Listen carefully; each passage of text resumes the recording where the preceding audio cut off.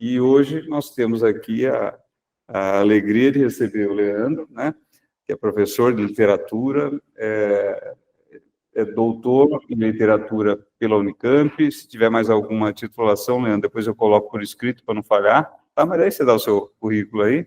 E que ele veio falar um tema que me empolgou por conta até de um livro que ele me indicou, que foi justamente esse aqui, Latim Pop. Não sei se vocês já leram, mas quem não leu, eu aconselho. É um livro, é um pequeno, grande livro, e que me fez ter uma visão sobre a nossa língua diferente, né? E aí o Leandro propôs, por que não fazer uma palestra, Antônio, falando português ou brasileiro, né? Que língua falamos? É interessante. Eu não sabia, mas na França o pessoal distingue, né? Se é brasileiro, fala, não, isso aí fala brasileiro. E se é lusitano, de Portugal, aí é português. É mais ou menos por aí a coisa. Então está avançada essa discussão. Enfim, e não tinha ninguém melhor para falar sobre esse assunto do que o professor Leandro. Então, Leandro, desde já, obrigado. A sala é sua, o cenário é seu, fique à vontade. Se precisar de alguma coisa, eu estou ali para dar assistência, tá? Fique à vontade, boa aula. Obrigado, desde já. Obrigado a todo mundo de novo pela presença, tá bom? Bom dia quem está aqui, já nos cumprimentamos, bom dia quem está aí do outro lado. Bom, vamos lá. Só uma pequena correção aqui à fala do Romeu. Há pessoas melhores para falar sobre o assunto, né? Sem falsa modéstia, de fato. Eu não sou linguista de formação, mas sou curioso do assunto, formado em letras, né? A gente estuda linguística no curso de letras. E a linguística eu acho que é uma área simplesmente deslumbrante, né? Apaixonante. Então, eu tenho lido linguística há muito tempo e, dando aula, procurando estar atualizado, justamente até para pensar o ensino de português. Então, eu acho que essa conversa de hoje é fruto dessas leituras que eu tenho feito, da observação, do que eu tenho visto, inclusive, como disse, na escola também, né? Português ou... Deixa eu me acostumar com isso aqui. Isso. Português ou brasileiro, que língua falamos? É uma provocação, porque a gente fala português. Que língua você fala? Português. Mas por que, então, essa pergunta? Bom, a pergunta veio deste livro aqui, do Marcos Banho, Português ou Brasileiro? Um convite à pesquisa. É uma das minhas referências. O Marcos Banho é uma das minhas referências, é linguista da UNB. Eu vou indicar, ao longo aqui da fala, eu vou indicar alguns livros que eu acho que colaboram para essa questão. Eu poderia começar dizendo o seguinte: eu acho que todos nós temos uma concepção sobre a nossa língua. Todos nós temos algo a dizer sobre a nossa língua. Mas esse é um tema, eu acho que é um tema que não chegou de maneira generalizada à sociedade. A questão que a linguística, a ciência da linguagem, tem dito no Brasil já há 50 anos, não chega para o público amplo. Não chega. Tanto é que algumas coisas que eu vou dizer aqui são muito, assim, básicas na linguística, mas muito polêmicas fora dela. Então, vou começar por definir o objeto das minhas considerações aqui. A língua falada. A língua que a gente fala. Delimitando bem, porque não vou falar, não é a questão principal aqui, a escrita. A escrita, uma coisa, a fala, outra coisa. Outra coisa em que sentido? A escrita, ela tem a sua norma bem estabelecida, no sentido de dizer como é que se escreve cada palavra, qual é a ortografia correta. E o papel da Academia Brasileira de Letras é justamente esse, né? Definir como se escrevem as palavras em português. Uma coisa são as regras da língua escrita. Eu não vou pensar nelas agora, eu vou pensar no português que a gente fala.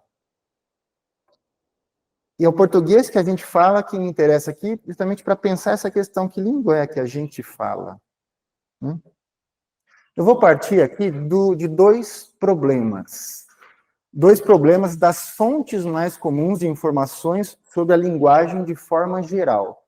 Como disse, o que a linguística tem dito já há décadas não chega no grande público. As nossas concepções de linguagem, elas estão basicamente formadas por duas grandes forças. A escola e a sua correspondente tradição gramatical, que significa a literatura como fonte de dados, e a mídia. Vamos falar rapidamente sobre essas duas. A escola pública, particular, ela não incorporou os avanços propostos pela linguística. Não incorporou. O que a gente tem de aula de português na escola, atualmente, é ainda uma concepção muito aquém do que poderia ser se nós levássemos em consideração o que, me repito, o que a linguística tem dito. E por que a linguística? Porque a linguística é a ciência da linguagem. A gente estuda na escola a biologia a partir da ciência biológica, que a ciência tem dito. A gente estuda a geografia a partir da ciência da geografia, a história a partir da historiografia. A abordagem das disciplinas na escola são determinadas pelos avanços da ciência. A gente não fala mais, felizmente, que o mundo foi feito em 7 dias. Não se defende isso cientificamente. No entanto, quando a gente fala de língua, ensino de língua, português, mesmo ensino de literatura, os avanços não chegaram à escola. Embora tenham chegado já nos planos, nos PCNs, na BNCC, nessas coisas. Se a gente lê os direcionamentos pedagógicos propostos pelos órgãos oficiais, eles são avançados. Eles estão em consonância com a linguística. Mas a escola não chegou, não adota, de fato, esses avanços. E, nesse sentido, a escola repete e forma a nossa mentalidade, o que a gente pensa sobre linguagem, porque ela reforça essa tradição gramatical que está amparada na literatura como modelo de língua. Leio aqui um trechinho do Faraco, é um dos livros que eu vou indicar para hoje, muito esclarecedor, muito claro na proposta, que é o Norma Culta Brasileira, Desatando Alguns Nós. Um grande livro, muito esclarecedor. Olha o que ele diz sobre a norma padrão no Brasil. O norma padrão, o que é o... Vou usar esse termo, depois vou questionar o termo, mas o que é falar certo o português? Quem estabelece o que é falar certo, falar corretamente? Faraco. A elite letrada conservadora se empenhou em fixar como nosso padrão certo o modelo lusitano de escrita praticado por alguns escritores portugueses do romantismo, isso em meados do século XIX. Quando a gente pensa em tradição gramatical, a gente tem que voltar antes disso, evidentemente. E eu vou sugerir um outro livro, que é esse aqui, A Gramática Tradicional, História Crítica, do Francisco Eduardo Vieira, que faz uma história justamente para dizer como é que a gente chegou onde a gente está hoje, em termos de gramática tradicional. Pegar um livro de gramática, quero estudar gramática. Vou na livraria e compro um livro de gramática. Geralmente você vai encontrar um livro de gramática normativa que vai dizer o que é falar certo e evitar falar errado. É o que é universal, praticamente, na nossa concepção de linguagem. O Francisco Eduardo faz uma trajetória histórica disso e remonta até a Grécia clássica. E depois até a Alexandria, a escola de pensamento, que solidificou uma concepção de linguagem que é nossa até hoje, que determina até hoje que a gente pensa em termos linguísticos. Isso é muito problemático, vou tentar mostrar por quê. Então, o Faraco está dizendo justamente isso. Quando, no século XIX, século fundamental, né, no Brasil, em vários países, para se determinar, século da independência, para pensar o que é o Brasil. A gente tem um problema de origem, né? A gente não tem algo que nos distinga tão evidentemente assim do colonizador. A língua? Não, então, a gente fala português. As línguas indígenas foram suprimidas. É português. Uma discussão gigantesca, José de Alencar, o escritor, se imiscuiu aí nessa discussão, mas quem prevaleceu? Quem prevaleceu, segundo aqui o Faraco, uma elite letrada que estabeleceu, então, como modelo de língua correta de português padrão, o português da literatura portuguesa. Falar corretamente é falar como lemos nos autores portugueses. E isso justamente para quê? Para suprimir, anular, rebaixar a maneira de falar, vamos chamar assim, popular. Só completo aqui, rapidamente, o que ele diz. A tentativa de lusitanização da nossa norma culta, foi de integral responsabilidade de nossa própria elite letrada. O projeto da norma padrão no Brasil teve como objetivo fundamental combater as variedades do português popular.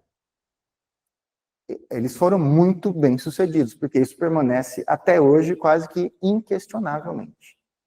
O que é falar certo? É falar como a literatura, como a gente vê o português na literatura, no caso do Brasil, nos clássicos, né?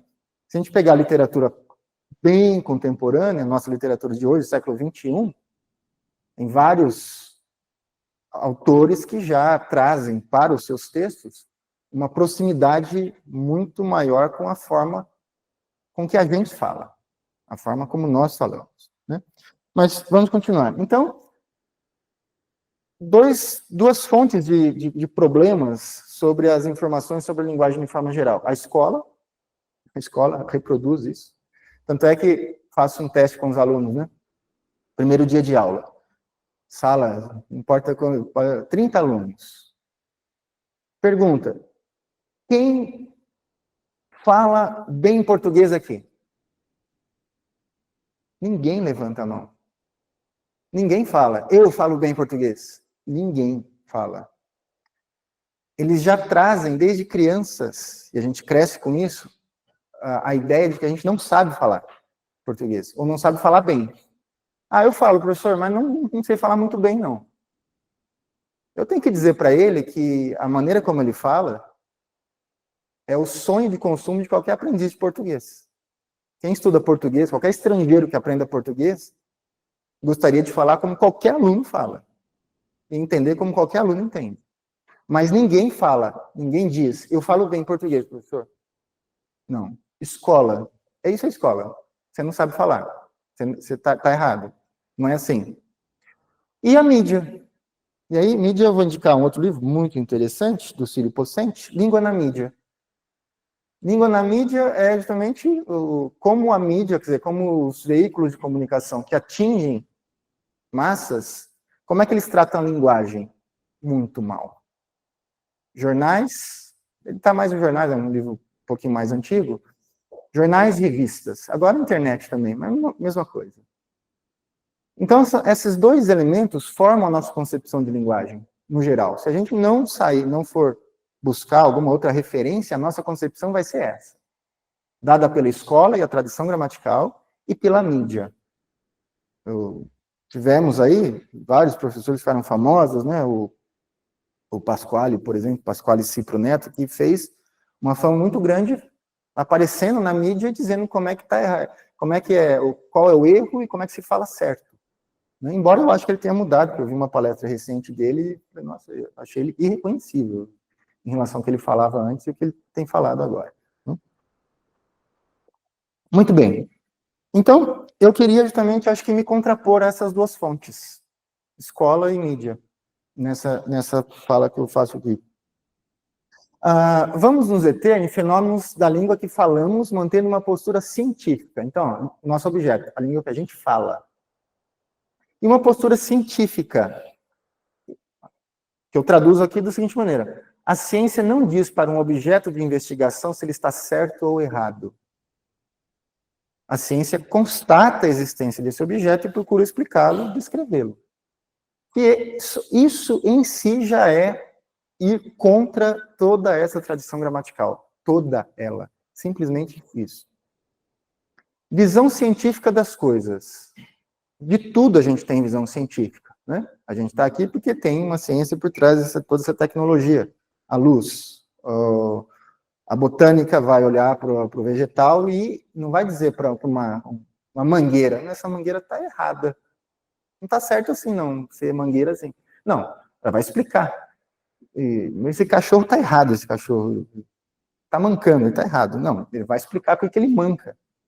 A ciência faz isso. Quando chega na linguagem, não tem ciência. Tem um vocabulário que não faz o menor sentido cientificamente, certo e errado. Tá certo falar assim. Assim tá errado. Ok, que o senso comum fale isso. Mas postura científica não faz o menor sentido falar isso. Eu tenho que explicar. Primeiro que o fenômeno existe. Se alguém fala, não importa o quê, um falante nativo, não importa o que ele fale, a postura científica é por que ele fala assim? Tem uma explicação? E não vou dizer que a linguística tem explicado tudo, mas ela explicou já muita coisa na língua. Muita coisa. Né? Então, vamos lá. Eu vou trazer alguns casos aqui. Né? Alguns casos do nosso cotidiano, para pensar justamente neles, tendo como ponto de fundo a nossa questão primeira, né? Que língua que a gente fala? Vamos lá. Uso dos pronomes. Como é nossa resposta, é que a gente tem que tentar ser, assim, fiel à nossa espontaneidade. Um problema de fazer pesquisa em linguagem é esse, né? Geralmente a pessoa responde o que ela acha que tem que responder, e não o que ela fala efetivamente. Como é nossa resposta, a seguinte pergunta: você viu o Pedro hoje? Possibilidades. Hoje não. Eu o vi ontem. Hoje não. Eu vi ele ontem. Hoje não. Eu vi ontem. Como é que a gente fala? Como é que a gente responde essa questão? Né? Você viu o Pedro hoje? Não, hoje não. Eu vi ontem. Eu acho que eu falaria assim. Hoje não, eu vi ontem. Eu também falaria assim. Falaria assim? Hoje Mas não. quando a gente fala a proposta do bem. Eu vi ele ontem e a norma padrão fala assim, o que está na gramática normativa? O que é o certo? Certo agora, toda vez que falar certo e errado aqui é sempre entre aspas. Né? O certo é eu ouvi ontem. O livro diz que tem que ser assim. Eu ouvi ontem. Agora, a pergunta, quem é que fala assim? Na pesquisa do banho, não, deixa, eu trouxe o resultado da pesquisa, deixa eu só ver. Trouxe, eu vou trazer o resultado da pesquisa. Mas, deixa eu avançar nessa questão. O que diz a norma gramatical tradicional? Olha só que interessante. Você vai lá no Google, viu, Romeu? Ó a IA aqui, ó. Ó a IA aqui, ó. Vai lá na IA, né? Que a primeira resposta que o Google dá agora é da IA, não é nem de gente mais, né?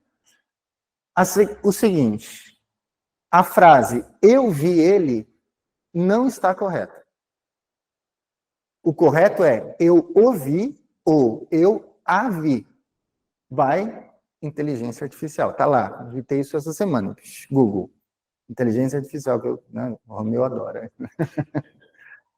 Eu ouvi, eu a vi. Isso é o certo. Isso é o certo segundo a gramática. É o certo. Pergunta. Quem fala assim? Quem fala eu o vi? Você viu ela ontem? Eu a vi. Não estou dizendo que não haja quem fale. Há uma ínfima minoria e geralmente pessoas mais velhas. A gente fala eu vi ou eu vi ele, que, segundo a norma, é quase que um assassinato da língua. Eu vi ele não existe. E a pessoa fala, não existe, diante de alguém que acabou de falar, que é um fenômeno absolutamente interessante. Não existe. Não, mas eu acabei de falar. Não existe, não existe. Ah, não, você quer dizer que está errado? Ah, está errado. Errado por quê? Porque o português não é assim. Qual português? O português da literatura, século XIX. Então, está errado, certo? Fazendo assim, uma busca, eu fui ver o que se diz sobre isso justamente naquilo que o grande público tem acesso. Internet, como é que uso do pronome, reto, oblíquo, tal, sai isso aqui. E eu fui ver um vídeo de um cara explicando regra de colocação pronominal, e o cara corroborou isso aqui. Nunca fale eu vi ele, nunca fale eu vi ela, isso é horrível. E ele me solta uma pérola que eu tive que registrar aqui. Ele falou isso literalmente. Normalmente a gente fala fora da gramática. É um espetáculo essa frase. Um espetáculo de absurdo, de erro, de total falta de sentido. Ninguém fala fora da gramática. Ninguém fala fora da gramática. Toda a nossa fala é regrada gramaticalmente. Não, mas eu vi ele, está errado. Não. Aqui eu vou entrar no tema, mas eu vi ele, sai por aí. Vamos olhar, vamos ver o que as pessoas falam. O que você vai encontrar? Você vai encontrar eu vi ele, ou eu vi. É isso que são 200 milhões de brasileiros, é isso que 180 milhões falam. Ninguém fala fora da gramática. E a gente pode exemplificar isso de maneira muito simples, muito clara. O que a gente tem como gramática do português? Vou pegar um outro caso. Vou pegar aí a questão das regras de concordância do plural, né? O que a gente tem em português? E percebam, o que a gente tem em português, a língua que a gente fala e o que a gente encontra por aí. Vamos pegar uma frase como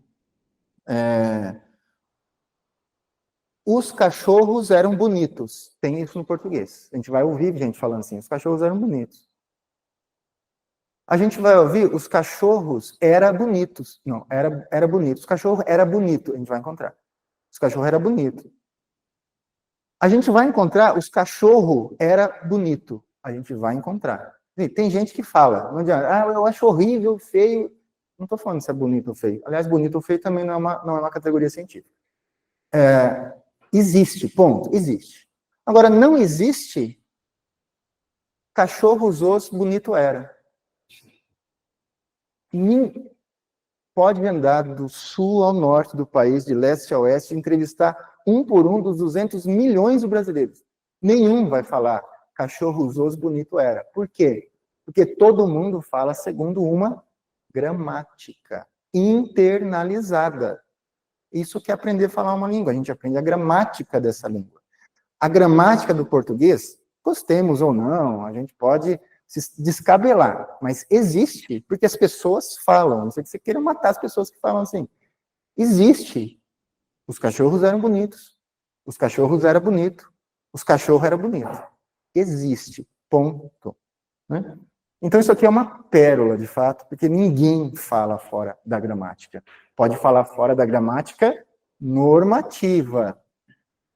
Pode falar fora da gramática tradicional, chamada norma culta, que o Faraco aqui simplesmente chama de norma curta, né? Porque ela não quer dizer muita coisa. Olha o banho, no livrinho que eu estou usando aqui mais de referência, né? Português ou brasileiro.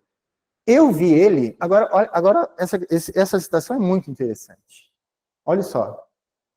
Eu vi ele representa um uso muito antigo na língua. Um uso que está amplamente documentado na literatura, produzida em português, antes do Renascimento. Ou seja, mesmo que se queira, insista em se justificar o uso. Não, mas o uso tem que estar documentado nos documentos mais prestigiosos da língua, senão a gente vai estragar a língua e tem que ter documento. Não, tem um mais antigo ainda, que anterior ao século XIX. Vou ler aqui as referências. Vejam só. Português. Não é isso, justamente. Português. Olha só. Vou pegar os exemplos. Vejam só. Então, colocação pronominal. Olha. Século XIV. El rei, sabendo isto, houve muito grande pesar e deitou-o, ok, tá? Logo fora de sua mercê, e degradou ele e os filhos. Degradou ele. Não o degradou. Degradou ele. O chamado pronome do caso reto como objeto direto. Degradou ele, século XIV. Deu os bens de alguns àqueles que lhe pediam, os quais se houveram por muito agravados, dizendo que culpava eles. A IA diz que não está correto. Viu, Romeu? Há registros desse uso não correto na literatura. Literatura aqui, anacronismo, mas nos registros escritos do século XIV. Traziam 4 honrados senhores um pano de ouro tendido em haste que cobria ele e o cavalo. Cobria ele, não o cobria. Então, tem registro de chamado pronome do caso reto em função de objeto direto desde o século XIV. Mas então não vale porque você foi lá para o século XIV e está muito antigo isso. Tá bom, então vamos pegar um escritor? Porque, sim, a tradição gramatical se ampara na literatura que atende aos seus propósitos. Luiz Fernando Veríssimo. Alguém diria que é um escritor chinfrim? Mas Luiz Fernando Veríssimo também? Não. Luiz Fernando Veríssimo escreve muito bem. É um dos escritores mais lidos do país. Vou ler alguns trechos dele aqui. Ela não conseguia pronunciar o ão. Chamava ele de Paulon. Chamava ele. E não o chamava-no. Uma vez ela tinha arrastado ele para a praia. Arrastado ele, não o arrastado. Na praia, era ela que puxava ele para dançar. Não o puxava. Literatura. Luiz Fernando Veríssimo. Mas então não vale também a literatura? Também. Então, tá bom, então vou dar um outro. Se não bastasse, a gente fala assim, a literatura do século XIV registra isso, a literatura contemporânea registra isso. Você ainda quer mais evidências de que o português eu vi ele? Tá bom. Folha de São Paulo. Folha de São Paulo. O time espanhol quer que o jogador inicie treinos já no próximo dia 25. Mas o Corinthians quer ele no Brasil. Não o quer. O Corinthians quer ele. Não era o Depay, porque esse aqui é de 1995, tá? Fleury aposta na popularidade do senador eleito Romeu Tuma para engordar sua candidatura. Quer ele como vice. Quer ele. Nem sei como é que fala isso assim. Ou quer com ele. Eu falo português do Brasil, não sei como é fazer. Disse que um embate com o ex-prefeito Paulo Maluf deixa ele estimulado. Deixa ele, não o deixa. Último exemplo.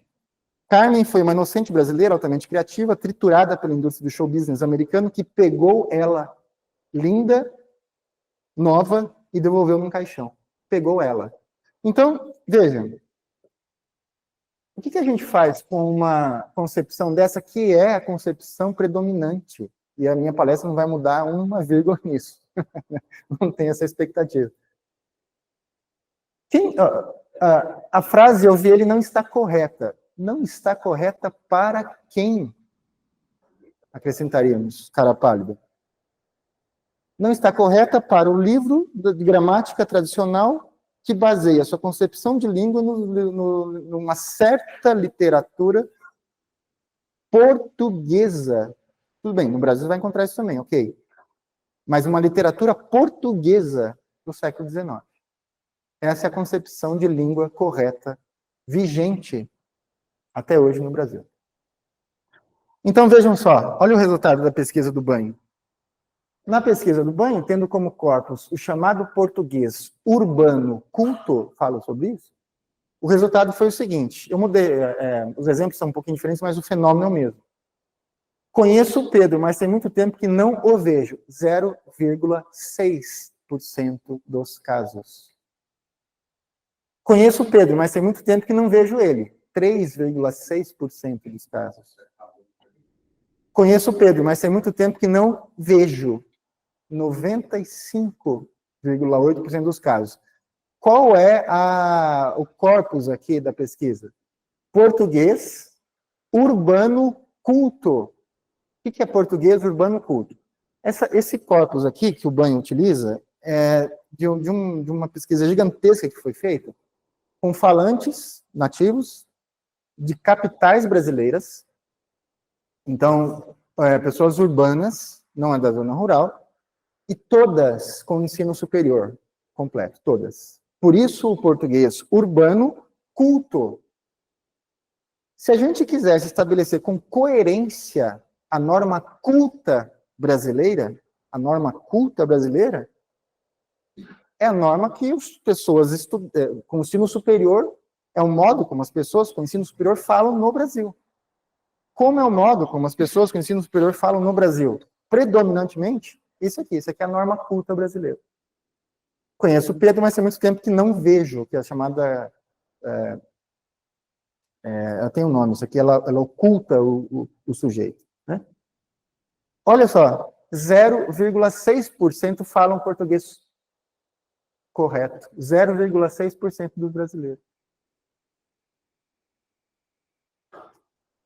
É claro que a nossa conclusão não é essa, né? A nossa conclusão é o português culto no Brasil conheço o Pedro, mas tem muito tempo que não vejo. Sem o uso do pronome oblíquo que deveria ser usado aí. Né? Pano rápido sobre próclise, ênclise e mesóclise, justamente para... Relembrem as aulas lá do... sei lá, quando isso, as aulas lá do, né? Não sei nem que ano que a gente se vê isso. Não importa o ano que a gente vê, a gente esquece depois, né? Que tem a ver com pronome, né? O que nos diz a norma? Norma aqui não é a norma culta real. É a norma culta do livro de gramática que diz que o português correto é o português da literatura portuguesa. Segundo o padrão de nossa língua escrita, nunca se inicia a frase com os pronomes pessoais. Me, te, se, le, o, a, nos. A frase deve ser começada pelo verbo com o pronome ênclise, depois do verbo. Enviei-lhe um recado por e-mail. Diga-me sempre a verdade. Isso aqui é o português brasileiro? Então, temos que concluir que a gente chega na padaria e fala isso, né? Dá-me 3 pãozinhos. Vê-me 200 gramas de mussarela. Vê-me um pingado. Um pão de queijo. Bem brasileiro. É assim que a gente fala? Alguém chega na padaria e fala, dá-me 3 pãozinhos. A atendente do caixa fala, não, tudo bem, mas pessoa esquisita, né? Pessoa meio estranha, enfim. Diferente, né? Dá-me 3 pãozinhos. Vê-me 200 gramas de mussarela. Quem fala assim... Aqui eu não tenho dados da pesquisa, o Banho não fez essa pesquisa aqui, eu coloquei um adendo aí. Eu gostaria de fazer essa pesquisa, mas eu acho que eu já sei o resultado dela. Eu diria que aqui é 0%. 0%.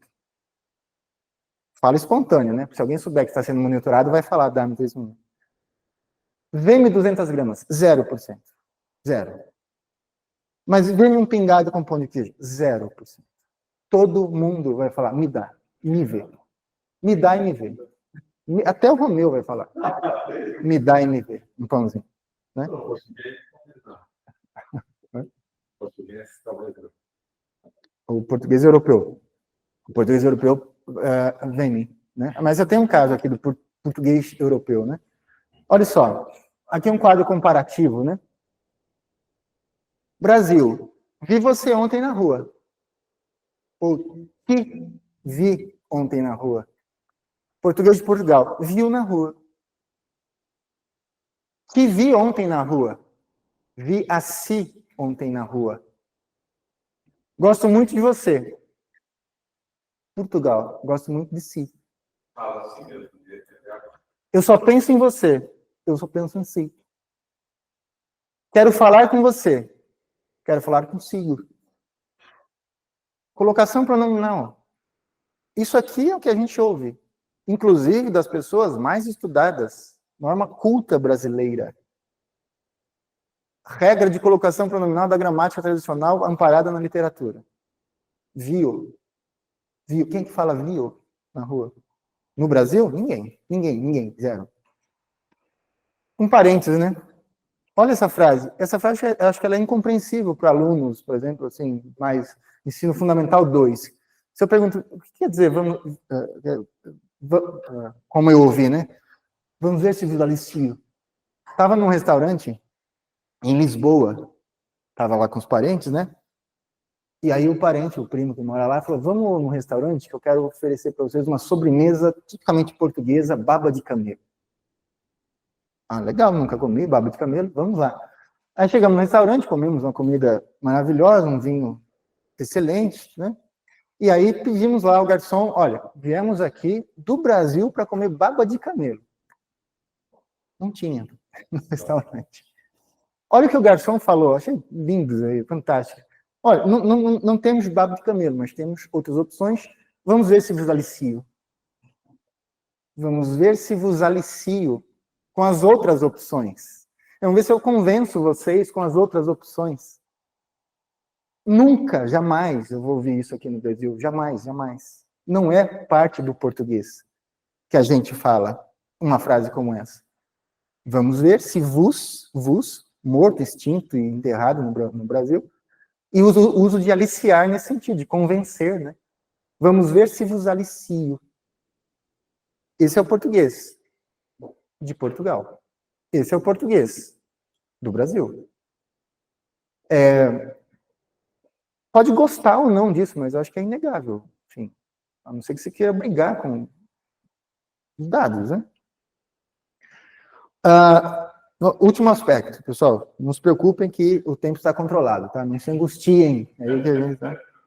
Estratégias de relativização. Qual forma a seguir ouvimos mais comumente? Este é um filme de que eu gosto muito. Orações relativas, começa com pronome relativo, padrão. Preposição, de que. Este é um filme de que eu gosto muito. Este é um filme que eu gosto muito dele. Chamadas relativas copiadoras. Filme dele. Relativas cortadoras. Esse é um filme que eu gosto muito. Cortadora porque suprime a preposição. O que é a norma do livro da gramática amparada na literatura? Relativas padrão. É um filme de que eu gosto muito. Agora, olha o seu jeito de falar. Isso aqui, esse D aqui, da norma, ele está se extinguindo numa velocidade tão grande que você já não ouve mais as pessoas mais jovens falar. Esse D aqui, ele está num processo velocíssimo de extinção. Ele vai ser extinto. Isso a gente pode cravar. Ele ainda perdura, mas ele vai ser extinto. Ele ainda perdura em alguma medida, porque a língua escrita, não é o nosso objeto aqui, ainda perde, mas pode olhar os jornais, pode olhar a propaganda, não estão mais usando esse D. O que é o predominante aqui? 79,5% das ocorrências se dividiram na pesquisa do Banho, baseado no português urbano culto, entrevista com pessoas em situação de oralidade, com ensino superior em capitais brasileiras, 79,5% B ou C. A grande maioria C, e não B. Ele dá uma explicação. Essa aqui é uma minoria porque é ainda quem preserva uma maneira de falar mais antiga e que é o padrão. Então, quem se esforça de não, eu preciso falar o português corretamente, que já é uma concepção esquisita, usa o D. Minoria. Não é dos falantes cultos, a maioria optou pela fala a C. Por que não a B? A explicação do Banha é a seguinte: a B ainda está atrelada, ou está atrelada a falas mais populares. Pessoas de extrato social, de renda mais baixo. A Copiadora. É um filme que eu gosto muito dele. E aí a ideia do Banha é que, para não ter assim, um certo pernosticismo do padrão, esse D aqui, mas para não ficar próximo do popular demais, fica aqui, é um filme que eu gosto muito. Agora, é o que está se estabelecendo como padrão do português.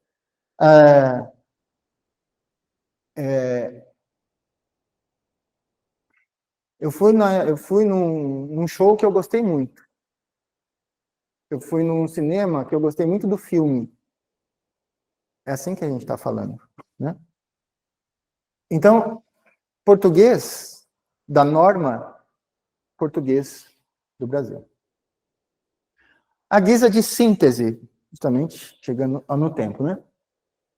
Falamos uma língua que difere em graus variados, dependendo do caso, da língua que escrevemos.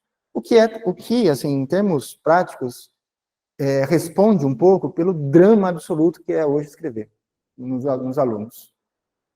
Os alunos hoje têm uma dificuldade gigantesca com a escrita. Gigantesca. Várias razões para isso. Uma delas aí é a presença do celular, tal, ok.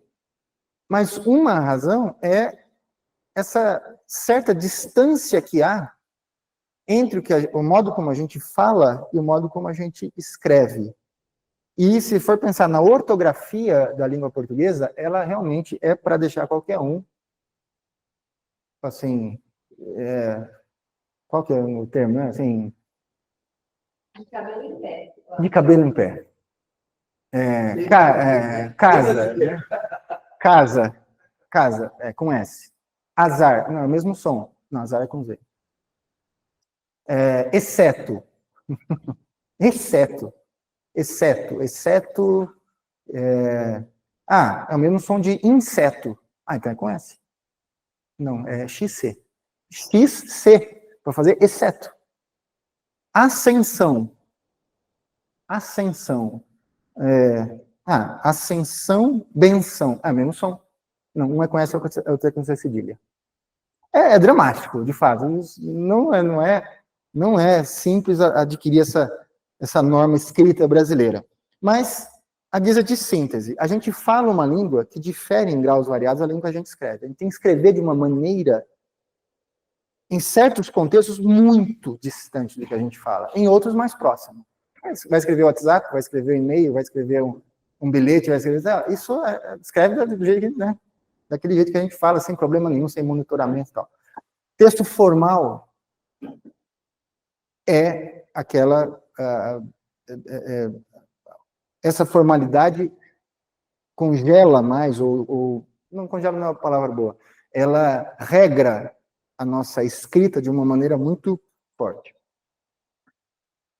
Falamos uma língua que difere da escrita, e esta língua está baseada em clássicos da literatura brasileira e portuguesa. Essa língua é considerada o português correto no Brasil. Né? Aí o Perini é um outro livro que eu quero indicar, esse livrinho aqui, fininho assim, né? Despretensioso, espetacular. Sofrendo a Gramática, ensaios sobre linguagem. O Perini tem uma ideia aqui muito, muito interessante. Ele diz o seguinte, olha. Ele chama o português a regra com que a gente tem que escrever, e o chamado português. Não, o português que a gente escreve, ele chama de português. E ele diz o seguinte: a gente escreve uma língua e fala outra. A gente escreve de um jeito e fala de outro. E essa outra língua que a gente fala, ele dá um nome para ela nos ensaios que ele faz aqui. Ele chama de vernáculo. A gente fala vernáculo e escreve português. O português e o vernáculo são, é claro, línguas muito parecidas, mas não são em absoluto idênticas. Ninguém nunca tentou fazer uma avaliação abrangente de suas diferenças, mas eu suspeito que são tão diferentes quanto o português e o espanhol, ou quanto o dinamarquês e o norueguês. Mas, sendo as coisas como são, tendemos a pensar que o vernáculo... Olha só, que sacada. Tendemos a pensar que o vernáculo, quer dizer, a língua que a gente fala, é simplesmente uma forma errada de falar português. O vernáculo, a língua que a gente fala, é uma forma errada de falar português. Eu vi ele, tá errado. O filme que eu gostei, tá errado. De que eu gostei. Né? Só que, olha só, acho que a conclusão dele me parece assim inquestionável. Se alguém puder questionar, eu mando para ele depois do questionamento. Só que, para que o vernáculo fosse errado, teria também de existir uma forma certa de falar. Olha que provocativo. Mas no Brasil não se fala, nem se pode falar português. Que é o escrito, né? A língua escrita. Aí ele vai provar. Imagine o seu companheiro de estádio de futebol dizendo: empreste-mo 1 minuto. Empreste o seu binóculo. Empreste-mo 1 minuto. A norma diz que tem que ser assim. Ou então uma mocinha dizendo para a melhor amiga: se eu a vir amanhã, devolver-lhe-ei estas velhas fitas de vídeo. A norma diz que tem que escrever assim. Se eu a vir, né, se eu te ver, devolver-lhe-ei. Mesóclise, né? Estas velhas fitas de vídeo. É evidente que essas pessoas ficariam, no mínimo, com fama de pedantes. As duas línguas do Brasil, o vernáculo e a escrita, têm cada uma o seu domínio próprio e, na prática, não interferem uma na outra. O vernáculo se usa, em geral, na fala informal e em certos textos escritos, como em peças de teatro, onde o realismo é importante. Já o português é usado na escrita formal e só se fala mesmo em situações engravatadas, como discursos de formatura ou de posses em cargos públicos. Só para concluir aqui do Perini, assim, o certo, isto é, o aceito pelas convenções sociais, é escrever português e falar vernáculo. Não pode haver troca. É errado escrever vernáculo e é também errado falar português. Não sei se gosto dessa situação, mas é um fato arraigado em nossa cultura e temos de conviver com ele. Assim, o certo... eu li isso aqui agora. Eu vou avançar aqui para eu ir mais rapidinho, tá? Isso aqui é só um caso do aluno de português que o Banho conta. Um rapaz, ele veio para o Brasil, e trouxe o filho de outro país, aí o filho foi ter aulas de português. E aí o filho assim, caramba, como é difícil português, né? Porque ensinaram para ele que é demo, a moça cujo pai é médico, fui à praia. Isso é português. Quando o português não é me dá ele. O português não é a moça que o pai dela é médico, cujo, percebam, cujo está praticamente extinto na fala. É um fenômeno da escrita. Quem é que fala cujo, cuja? É muito, muito raro. A gente fala isso aqui. Não, mas é raro. Você é uma pessoa rara. Uma pessoa rara. Mas as considerações aqui, mesmo do Banho, não é para dizer assim, você não pode falar. É o contrário. Assim, isso é parte da língua. Mas o predominante é isso aqui, a moça que o pai dela é médico. Fui à praia. Fui na praia. Fui na praia esse fim de ano. Fui no cinema. Fui ao cinema? Alguém fala fui ao cinema? Ok, que fale. É minoria. Uma grande minoria.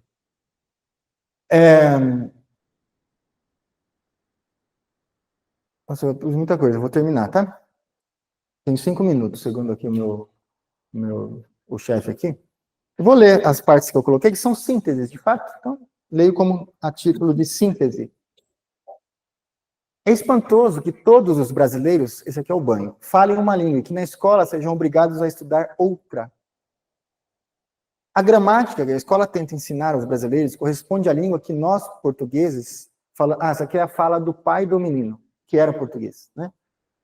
A gramática que a escola tenta ensinar aos brasileiros corresponde à língua que nós, portugueses, falamos em Portugal, mas não a língua do Brasil.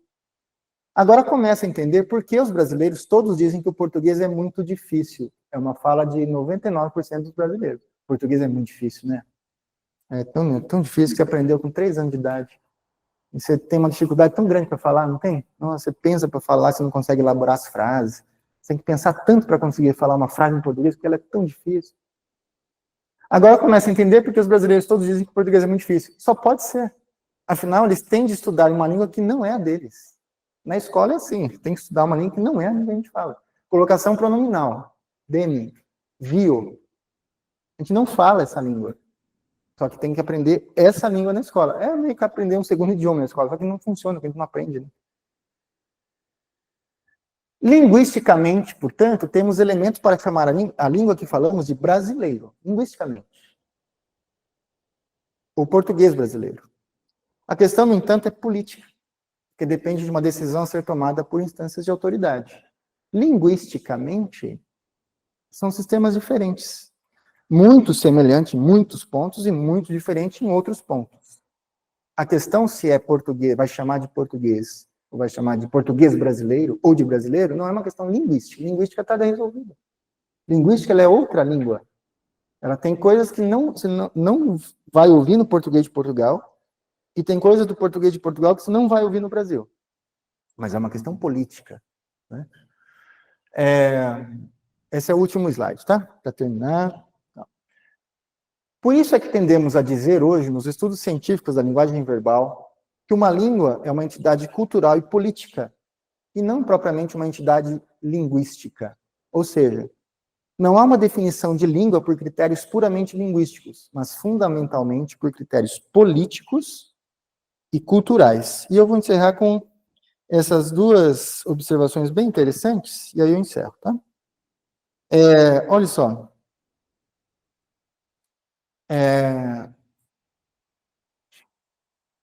Com base em diferentes suportes teóricos, aquele fala dos estudos anteriores são unânimes em afirmar que no Brasil definitivamente se fala uma língua diferente da falada em Portugal. O linguista indiano Kanavillu Rajagopala, é professor da Unicamp, né, que trabalha há muitos anos no Brasil, diz que o português e o brasileiro têm mais diferenças entre si do que o hindi falado na Índia e o urdu falado no Paquistão.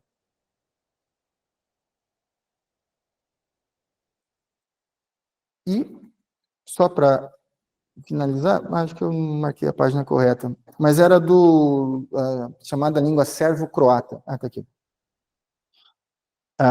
Quando houve a divisão entre Sérvia e Croácia, cada uma delas, era um país que falava exatamente a mesma língua. Quando os países se dividiram, um falava, não, a gente fala sérvio, e a gente fala croata. Porque é uma questão política. Veja, eu sei que, para quem nunca tinha ouvido falar dessas coisas que eu falei, talvez tenha ficado com um monte de questão na cabeça. Um monte. Bom, eu estou com um monte de coisa na cabeça, porque eu sei que muitas das coisas que a linguística fala são absoluta novidade, para quem nunca ouviu falar. Absoluta novidade e absoluto contraponto a tudo que eu vi na vida. Às vezes por décadas, mas eu ouvi isso a vida inteira. Eu sei. Então, eu sei que eu talvez tenha levantado um monte de pergunta e dúvida. Mas que bom, é isso mesmo, essa é a ideia. Podemos conversar agora sobre isso, né? Mas eu queria então concluir o seguinte. Veja, talvez a questão mais, assim, que mais incomode seja, não, mas então, a conclusão que não se deve tirar do que eu falei é o seguinte, que é que geralmente as pessoas tiram. Mas então não pode falar do jeito que quiser, que não importa, né? Não tem certo, não tem errado, então fala do jeito que quiser. Não tire essa conclusão, porque não é essa a ideia. Só que essa é outra palestra. Outra conversa. Mas então tem que entrar na escola, não vai aprender nada na escola? O papel da escola é ensinar norma padrão. O papel da escola, repito, é ensinar norma padrão do português. Mas, eu diria, um padrão verdadeiro, um padrão real, o padrão mesmo do português, e não uma língua que está no livro de literatura do século passado. A norma culta brasileira, que é uma norma... Por que norma culta? Porque é norma de prestígio social. Tem 1 minuto. Olha só. Olha que caso interessante. Vamos pegar assim, vou pegar um tipo ideal do senso comum. Os meninos foram na rua. Nossa, que frase horrorosa. Acabou com o português. Eu não sabe nem falar. Os meninos saiu na rua. Que coisa horrorosa. É ridículo, é absurdo. Não sabe nem falar. Essa mesma pessoa, ela vai dizer assim: tiveram muitas pessoas que reclamaram do juiz naquele jogo. Tiveram. A norma, minha cara, você que acha que os meninos saiu é feio, não é tiveram, não. É houve. Houve muitas pessoas que reclamaram do juiz. Por que você não fala houve? Ah, sim. Porque o que sai do padrão do outro é feio, estrupiado, degenerado. O que sai do padrão na sua fala, você nem percebe. Você nem percebe. Tiveram. Uma vez eu falava dessas coisas com uma professora, mas as suas ideias são meio esquisitas, viu? Meio estranhas. Não dá para concordar muito, não. Tá bom, ok, a amizade continua mesmo. Aí ela me soltou depois, na fala espontânea dela, tiveram. Então tiveram muitos alunos que faltaram. Tiveram. Não é norma também. Tá, entre muitas aspas, errado. Só que você não percebe. Você percebe o erro na fala do outro. Geralmente, o padrão é dado pelo modo como a classe média fala. Esse é o padrão culto, urbano. Ensino superior, nível de renda, esse é o padrão culto. Está cheio, entendo, está cheio de erros, entre aspas, em relação à norma gramatical tradicional. Cheio de erros, entre aspas, que ninguém percebe. Que erro que a gente percebe? O erro das classes baixas. Esse a gente percebe. Esse a gente nota. Esse é feio. Esse estrupia o português. Esse acaba com a língua. O meu erro não. Porque o meu erro eu sequer percebo. Erro aqui entre muitas aspas. Paro por aqui. Eu confesso assim, como tudo que é, vamos lá, da relação humana, ele esconde muitos preconceitos, né? E a língua não é diferente. E eu, conversando com o Leandro sobre essa questão, e ele me indicou esse livro, o Latim Post, é uma belezinha, e agora, depois eu sofri na gramática, né? E é interessante, porque ele dá alguns exemplos, assim, eu falei, nossa, é verdade, eu nunca tinha... O preconceito é uma coisa que a gente vai percebendo com o tempo. Todos nós somos preconceituosos. Aliás, eu indico sempre esse livro aqui que eu li recentemente, Preconceito, uma História, tá? Do Leandro Carnal e do Luiz Estevam, ambos são professores da Unicamp também. E é muito interessante, né? Diz que uma pessoa sai do ônibus, Paulo, né, com uma Bíblia, né? E todo mundo já olha para ele, com a Bíblia na mão, né? A mesma pessoa com a Bíblia passa por um casal de homens de mão dada, já dá aquela olhada, eita, relação, né? Daí ele entra num bar, e aí olha, né? Vou sentar aqui, ali só tem nordestino, né? Daí, de repente, escuta um barulho lá fora, pá, uma batida de carro, todo mundo levanta, só pode ser mulher. Ou seja, preconceito é algo que todos nós temos, em alguma medida, para mais, para menos, né? Se é que existe mais ou menos em preconceito. E aí, eu lendo aqui, eu me deparei com essa questão, né, do pretoguês, né, que é um movimento no estudo, eu não sei qual nome nós podemos usar, né, da influência da língua, dos idiomas africanos no português, né? Se uma pessoa fala obrigado, né, porque porque é japonês, pô, é japonês, né? A gente entende e tal. Mas se alguém fala fluminense, não. E, na verdade, o R, por exemplo, salvar, né? A palavra salvar, que vem do latim salvar, a gente veio dar no salvar nosso, e que para o africano é saravá. Se eu falo salvar, salve é uma coisa. Se eu falo saravá, percebe? E tudo por conta que vem do idioma, se não me engano, é bando, né? Africano, que eles não tinham R na língua, então não conseguia falar salvar. Então, para dar uma ajeitada, saravá. Eu não sabia, se alguém aqui sabia, eu não sabia. E você percebe? E tudo isso vem recheado de preconceito na língua que nós falamos, né? E eu acho que importante é isso, de estudar essa exposição sua, o estudo da língua é isso, é conhecer as nossas origens, o próprio latim, aliás, o português, né? Vem do latim, que era o quê? A língua vulgar, né? Que se falava. É interessante, né? Quanto mais a gente vai estudando, mais ignorante a gente se percebe que era, e continua sendo. Isso é bacana, né? Amém.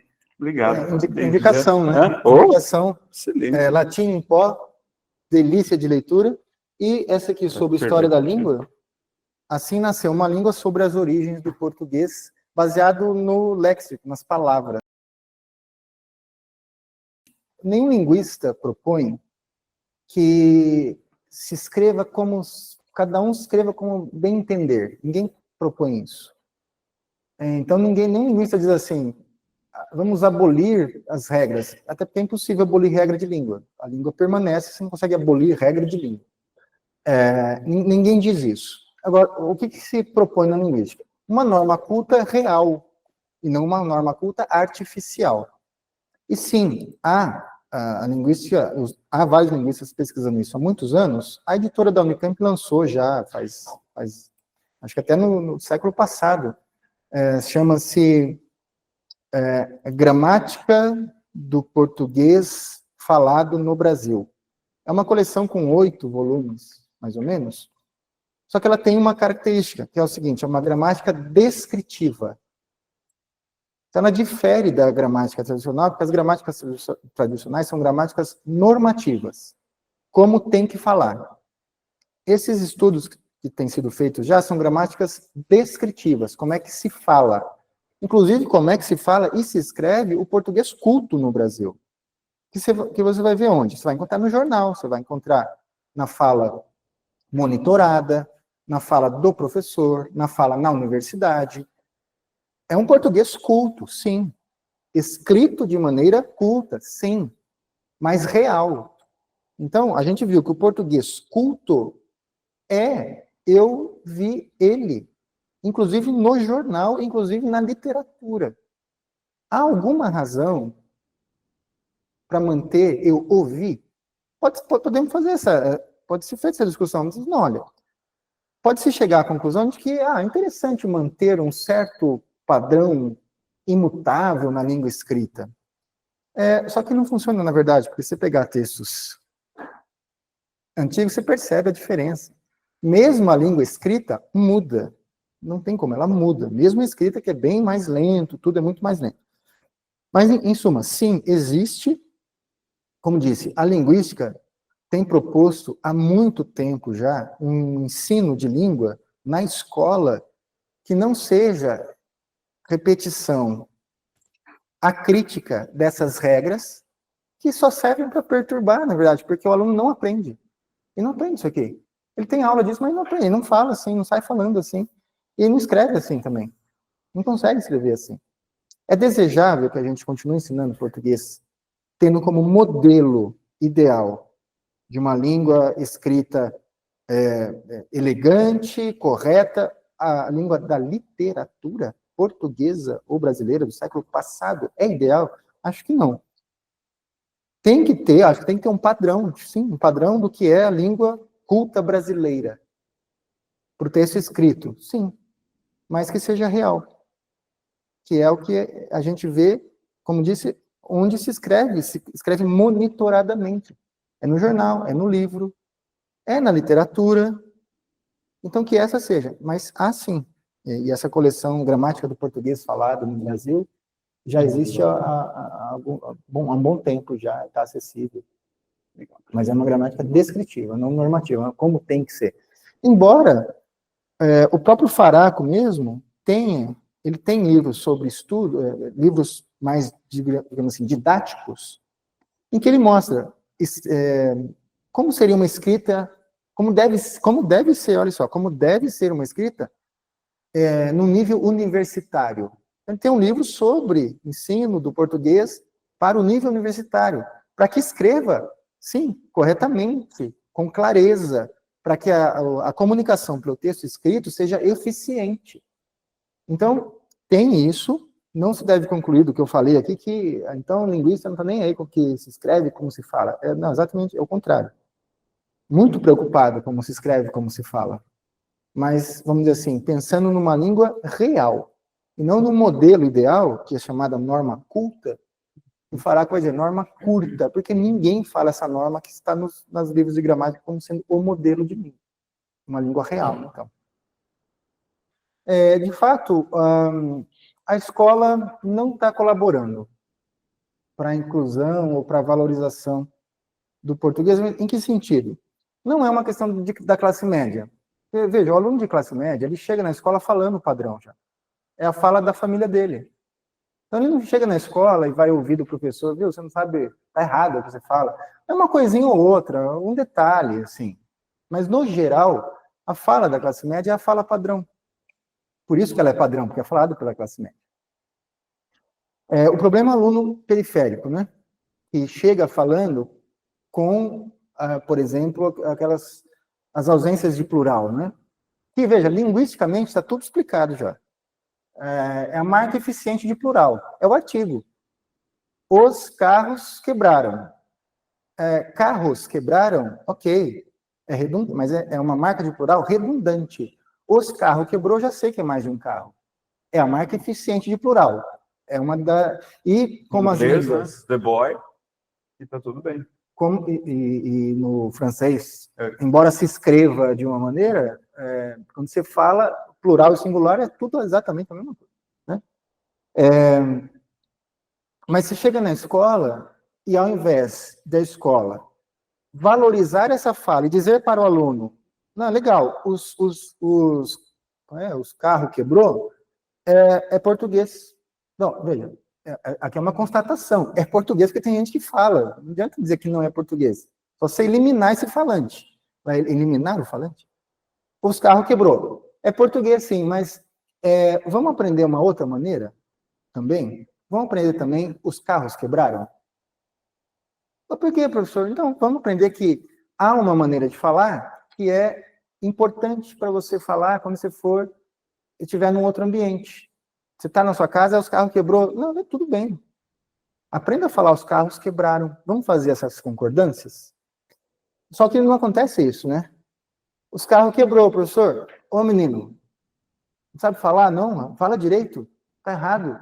Então, por isso que a gente cresce, todo brasileiro cresce achando que não sabe falar, né? É uma marca do brasileiro. Sabe falar português? Não. Fala bem? Até fala, mas não fala bem não, tá? Todo mundo fala isso. E que não tem a menor razão de ser, e é um golpe na nossa autoestima, né? Marca do brasileiro falar mal de si mesmo, o país é uma desgraça, nada presta, e nem a língua que eu falo eu domino. Não, errado. Então, sim, é possível que a escola respeite as variedades do português, que o que é a língua portuguesa? É um conjunto de variedades, igual uma cebola. O que é uma cebola? Uma camada de cascas. Tira uma, tira outra, tira outra, tira outra, cascas. O português é uma camada de variedades. O que é o português? O português são as suas variedades. Isso é o português. Agora, quem que falou aquela questão que não dá para responder? Rosália. Rosália, veja, se a questão é inclusão, e a sua questão é essa língua inclusiva, né, a linguagem inclusiva, minha opinião, tá? Eu acho que as pessoas podem ser tratadas do jeito que elas querem ser tratadas. E, ao mesmo tempo, eu acho que eu não posso ser obrigado a falar uma coisa que eu não falo. Se eu não me sinto bem, eu, pessoalmente, não me sinto bem falando todes, eu não me sinto, eu não acho legítimo que alguém me obrigue a falar todes. Porque acaba sendo a imposição que você não quer receber. Você não quer ser tratado de maneira discriminatória. Então não me discrimine pro jeito que eu falo. Eu acho que a linguagem inclusiva pode ser uma tentativa, mas tem que ser uma tentativa suave, amena, na base da brincadeira até. Todos, todas e todes. Vê a reação da plateia. Quando eu falo isso na aula, os alunos dão risada. Ô, professor, vamos brincar com isso. Se pegar, e quem vai pegar? Ninguém vai dizer tem que pegar. Vai pegar se a sociedade aceitar como costume. Se ela aceitar, beleza, a gente fala. Agora, eu não quero ser obrigado a falar de uma determinada maneira, porque a língua é muito pessoal. A forma como a gente fala é muito da nossa identidade. Imagina alguém me obrigar a falar uma coisa que eu não me sinto bem falando. Então, eu acho que quem quer se sentir incluído na linguagem, por uma maneira determinada, colegas, amigos, todes, quem quer isso, a tática que eu diria para adotar é a seguinte: se você quer essa mudança na língua portuguesa, tente isso de maneira suave, amena, natural, divertida. Vai que pega. Você quer isso? Vai que pega. Aí, beleza, é o que você quer. Agora, não tente isso na base da imposição, na base da discriminação contra quem não emprega, na base da força. Porque aí você você só vai gerar o efeito contrário, que é o que está acontecendo, né? É o que está acontecendo. Essas coisas não têm sido vistas com benevolência, assim, né? Com simpatia. No geral, as pessoas não veem com simpatia isso. A tática está errada. Está errada. Então, eu diria assim, quer mudar isso? Nada se muda na língua por decreto. Nada muda.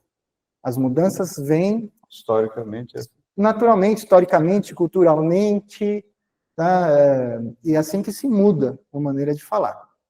Eu adotaria essa tática, né? E também acho assim que muito pessoalmente, mas dentre as questões urgentes no Brasil, eu não colocaria essa, pessoalmente. Não colocaria a questão de mudar o todes, tem que incluir todes e colegas e amigos. Não acho que seja uma questão decisiva, fundamental, importante. Eu acho que, sei lá, por exemplo, estender o trabalho formal para 50 milhões de brasileiros é mais importante do que isso.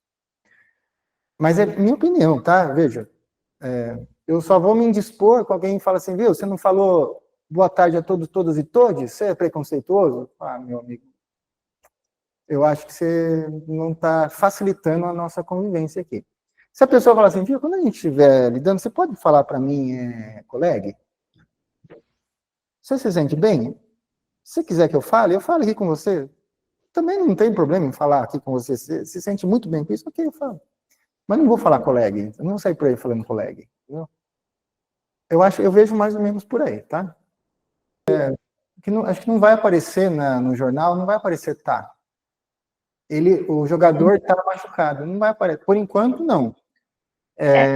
Só vai aparecer se aparecer daqui muito tempo e quando isso estiver assim de uma maneira tão integrada na língua que não vai se perceber isso como um tipo de erro. Mas não, eu acho que o jornal, a mídia impressa, ela está tendo assim, você percebe umas coisas assim, uns torneios no início, mas eu acho que é falta de revisão mesmo. Um texto bem revisado no jornal, acho que é uma boa amostra do que é a língua padrão escrita no Brasil. Grandes jornais, bons jornais com boas revisões. Há algumas questões aí que a gente poderia discutir, mas só para simplificar, de fato, por conta do horário, mas não se preocupe, você não vai vetar no jornal, a não ser que seja muito proposital para ou reproduzir uma fala, mas aí vai estar entre aspas, provavelmente, ou algum texto ficcional, criar algum efeito de linguagem, alguma coisa assim. Mas o texto, o editorial do jornal, a reportagem, então não vai escrever tá. Não vai. Pode ver. Se fizer, foi falta de revisão, né? Porque há ali a língua, o padrão da língua em ação, né? Ali a gente encontra, pelo menos no jornal, vamos colocar assim, não é nem aquela língua que você falou, erudita, ou sei lá, ainda qual você tem, pode chamar de erudita, né? os manuais de redação dos jornais ainda tem umas coisas assim que já poderiam ter sido deixadas de lado. Ainda tem. Mas percebe como é tão forte o movimento da língua, e esses exemplos aqui de pronome do caso reto em função de objeto direto que não pode, já existe. É tão forte que o cara vai escrever, ele escreve, é o que ele fala. Então, apesar de toda a monitoramento, essa língua entra mesmo no jornal. É o português padrão. Bem pontualmente, de fato, a relação do colonizador-colonizado na língua, né? A questão é que os Estados Unidos sobrepujou de tal maneira a Inglaterra, e eles têm um tal orgulho do país e da língua, então nem aí se o inglês da Inglaterra não é assim. Eu acho que vai ter uma minoria que vai dizer não estamos falando o inglês correto, porque na Inglaterra não é assim. O orgulho é tão grande do país, da língua, do jeito de ser americano, o inglês é isso aqui, deixa eles falar o que eles quiserem lá. O português brasileiro já está entrando em Portugal de uma maneira, né, por causa da internet, que tem muita gente reclamando. Qual é a nossa questão aqui? A nossa questão é essa falta mínima de um orgulho nacional, mas assim, português, a gente já ultrapassou o português de Portugal, ultrapassou no sentido, a nossa língua, deixa eles falarem do jeito que eles quiserem, a gente fala do nosso jeito, mas aqui é muito conservadora essa questão, então, quem escreve livro de gramática acha que o modelo da língua é o português europeu. E o português brasileiro é uma degenerescência, uma manifestação estrupiada do português correto. Eu acho que, dentre outras coisas, pura falta de orgulho mínimo pelo que pelo que o Brasil alcançou. Essa outra questão, de fato, ela é muito, muito densa, essa última questão, mas é o seguinte, podemos dizer o seguinte, o erro do passado é a norma de hoje. O que no passado seria a degenerescência, o erro, o que seria criticado, é a norma hoje. Você, menino, tá doido? Que falta de respeito? Vossa mercê. Não, você, para de falar você, que coisa? Vossa mercê. Você hoje. A contração pegou. Então, assim, o que hoje é erro vai ser a norma do futuro. Mas em termos de língua, as coisas são muito lentas. Séculos para mudanças muito estruturais. Estruturais não, mas mudanças perceptíveis de maneira muito grande. Mas uma é muito perceptível agora, essa queda da preposição nessas orações relativas. Gostei muito o filme de que eu gostei foi o que eu vi ontem. Já caiu, o filme que eu gostei. Esse D era muito usado no passado. Hoje, alguém talvez cobre, viu? Você está acabando com a língua, tem preposição aí, gente, não pode fazer isso. Hoje. No futuro, ninguém vai lembrar que existia preposição aí. Mas então a língua vai se perder, vai ficar uma língua estrupiada e mais pobre. Não vai. A língua de hoje, a língua padrão hoje, é pobre, é estrupiada. A língua, vamos dizer assim, que as pessoas cultas falam, as pessoas mais velhas, cultas, que têm respeito pela língua, nessa linguagem imprópria. É estrupiada, ultrapassada? Não é. Só que se ele falasse desse jeito aqui, há 200 anos atrás, ele falasse, respeita a língua. Respeite a maneira de falar do português. O tempo passa, as mudanças são incorporadas. Toda língua muda o tempo todo. Todas as línguas faladas, isso é um fenômeno mundial. É claro que a gente pode ter como objetivo, como ideal, manter assim, um padrão escrito para que eu não abra o jornal e veja tá. Ok, beleza. Eu não quero ver tá no jornal. Tá bom, vamos dizer assim, vamos chamar um português próprio, um português literário, talvez, que exige uma educação literária. Então, Podemos ter isso como ideal? Acho que podemos. Não seria uma imposição. Podemos nos preocupar na nossa escrita, nossa comunicação escrita. Podemos nos preocupar em manter um padrão? Podemos. Ah, mas na fala não? Na fala, fala do jeito que quiser? Veja, na fala, o que eu acho que seria ideal, uma educação linguística universal. Para que a pessoa que fala para mim, e eu não corrijo ninguém, eu acho poucas coisas tão insuportáveis do que alguém que corrige a nossa maneira de falar, então eu não corrijo. No aluno, eu diria assim, viu, você viu o que você falou aí? Você falou, nós vai, né? Você já tem elementos para entender esse fenômeno.